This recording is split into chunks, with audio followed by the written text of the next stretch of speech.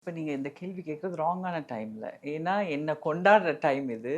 நான் எங்க போனாலும் பாசிட்டிவான மக்கள தான் பார்க்குறேன். அதால எனக்கு மக்கள பத்தி நெகட்டிவா சொல்றதுக்கு இப்போ ஒண்ணும் இல்லை.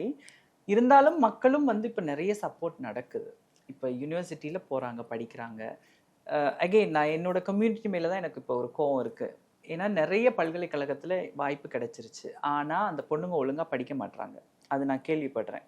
எனக்கு தெரிஞ்சே ஒரு வேதனைக்குரிய விஷயம் அவங்க சொல்லலாமா தெரியல. பத்மினி பிரகாஷ் அம்மா இருக்காங்க. எங்களுக்கு முந்தின ஜெனரேஷன் அவங்க. கோயம்புத்தூர்ல இருக்காங்க. அவ்ளோ கஷ்டப்பட்டு, அவ்ளோ போராடி, பாம்பேக்கு போய், திரும்பி வந்து இங்க நியூஸ் ரீடரா வேலை பார்த்து, அதெல்லாம் சர்வசாதாரணமா கிடைக்கல. ஒட்டச்சு ஜெயிச்சாங்க. இன்னைக்கு வந்து தமிழ் பேராசிரியரா ஒரு கோயம்புத்தூர்ல ஒரு யூனிவர்சிட்டில இருக்காங்க.